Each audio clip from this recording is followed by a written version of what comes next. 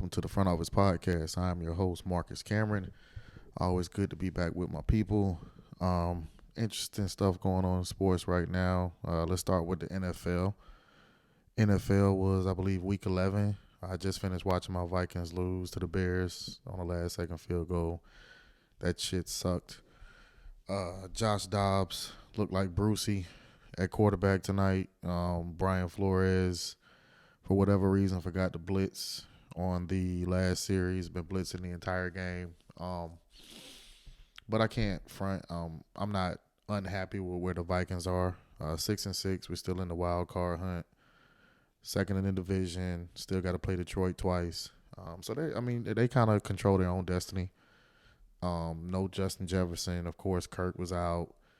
A lot of changes on the offensive line.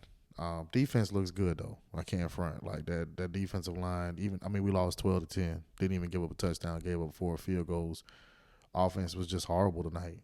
4 interceptions by Dobbs. That's unacceptable. Even though 2 of them were bounce off of receivers and kind of deflections.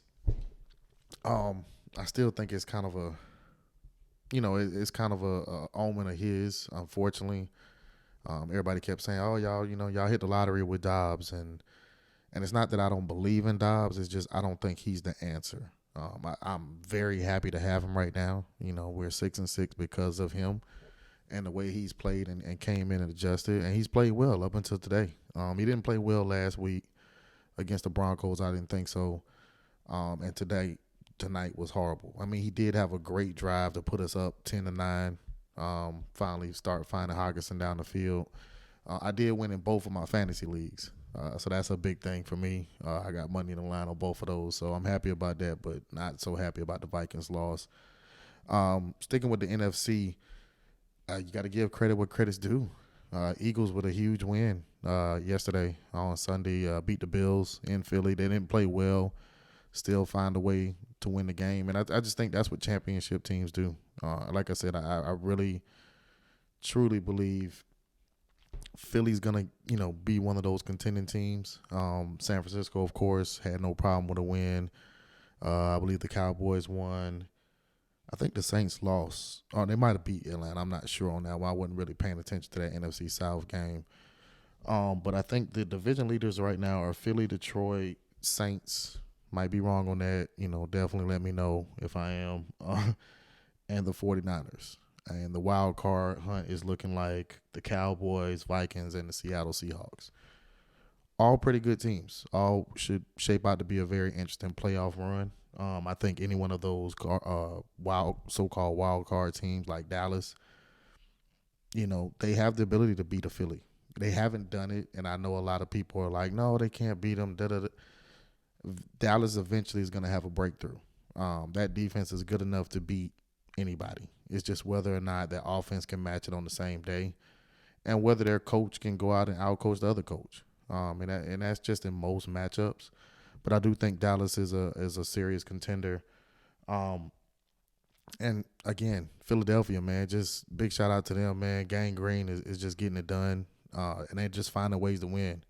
Hurts, he looked like he was just lost the first 3 quarters, and then all of a sudden the fourth quarter he turns it on. The Bills, which we'll switch over to the AFC, but let's start with the Bills. I thought the Bills played very well. I thought Josh Allen played well. He's going to take a lot of criticism. Played extremely well.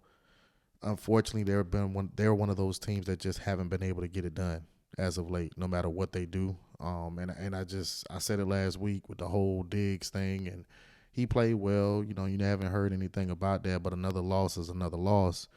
And the further you get down, I don't even think they're in the wild card hunt. I think they're just in the hunt in the AFC. And that's, with Cincinnati, losing Burrow, I think that kind of opens up the door. The Chargers haven't been what people think they're going to be. So, Buffalo still has a shot, but it's definitely scary hours in Buffalo. But let's talk about some of the guys the teams who are leading right now in the in the AFC, which I like the Dolphins. I do. I think they're the head of their division. I know that they're head of the AFC East. Ravens. Baltimore just had a big win against the Chargers in LA. Good win. Lamar looked great. Defense looked good. Odell starting to come around for that team. Jacksonville, huge win against the Texans. Great game. I watched that game. Watching Trevor Lawrence and C.J. Stroud kind of go back and forth. Very impressive. They both have teams, real weapons. Sunshine is sunshine. You know, he's going to make the play when he needs to make the play. He doesn't really make a lot of mistakes once he knows and gets a feel of what he's got going on. Jacksonville's a very dangerous team. But I also think that Houston Texans team is very dangerous as well. If they can find a way to get in, they can probably win a game. It'll be a tough task, but they have the ability because they have that guy, C.J. Stroud, at quarterback. I've liked him when he was in Ohio State. I like him now. Cool character, very calm under pressure. Doesn't really show a lot of emotion. It's just straight kill mode for him at all times. I've been very impressed with him all year. Definitely picked him up in my second team in my fantasy football. Got him off of waivers. And I believe the fourth leading Chiefs. Big win against the Raiders. The Raiders looked good. They came out early, punched them in the face, and those Chiefs receivers that everybody's been talking about, the Sky Moores, the Valdez, the James Toney, the guys that they're saying can't, Kadarius Toney, I'm sorry.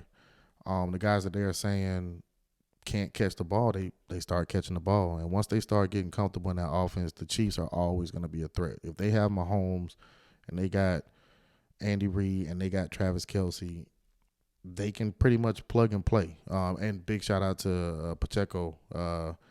He is just a violent runner. I mean, he goes after it. He comes and gives you 150% every single game. And having somebody like that, still got Clyde Edwards-Helaire. They got weapons, McKinnon. So the Chiefs are always going to be a problem. As of right now, I think they're my favorite in the AFC, but I do like Baltimore. Baltimore looks really good. Lamar is starting to look more comfortable, starting to find those receivers. They always got a great defense. The only thing that's going to hurt Baltimore, I think, right now is Mark Andrews being out. But the Isaiah Likely kid, man, shout out to him. He's from Coastal Carolina, or he got drafted out of Coastal Carolina University. He looks good, athletic, fast, blocking, can catch the ball. Looks like he's ready to step up. So let's keep an eye on him for the next couple of weeks and see what he actually does and see if he can make a difference. If he can fill that void and give Lamar another target besides Flowers and Beckham and the other guys that they got, that Baltimore team is not going to miss a beat because that defense is going to get healthier. The Kyle Hamilton kid from Notre Dame looks great. They always got great linebackers, defensive end. Harbaugh's a good defensive coach. You know, they're going to be set. So I like Baltimore and the Chiefs so far. I think that's probably the AFC Championship.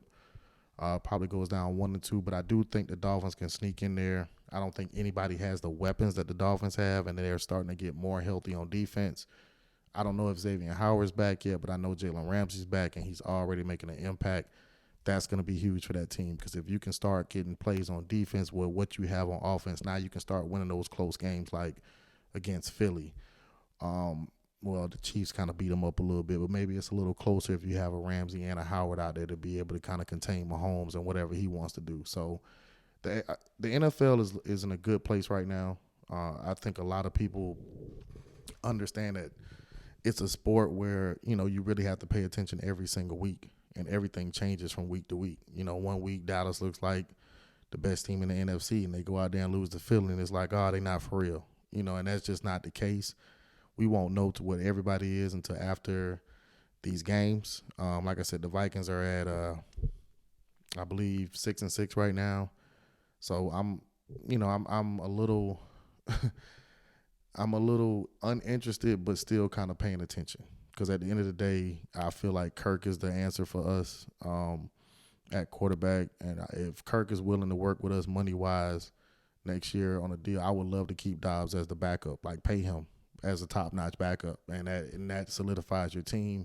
At least you have some depth at quarterback. You know what's going on, and you got a guy who's ran offense and won games with the guys that are currently on the team. So, you know, we got a little bit more work to do, but I think we'll be fine. I think Justin Jefferson is coming back.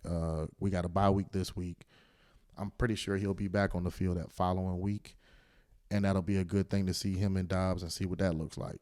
But those are my favorites in the NFC. as far as Philly and the Niners. I don't really see anybody beating those two teams, honestly. Not even the Vikings. Maybe Dallas. Out of the wild card teams, Dallas is the only one that I really feel like has a puncher's chance to go in there and get a win, even on the road, playing San Francisco in San Fran or playing Philly in Philly. I just think they have a chance. And we'll see how it shakes out, for the rest of the season. That's all we got for this particular episode. I'm going to be right back in just a few minutes. And we're going to record the NBA conversation. I feel like, the episodes don't need to be longer than like 15, 20 minutes. I like talking to y'all, but, people's ADD don't really allow them to kind of just lock in to listen. But I definitely appreciate all the subscribers. If you're not a subscriber and you're checking out the channel for the first time, please hit the like and subscribe button. Greatly appreciate it. As always bringing independent clothing to you. Got my man Derek Davis, the Husky Clothing Line. There we go.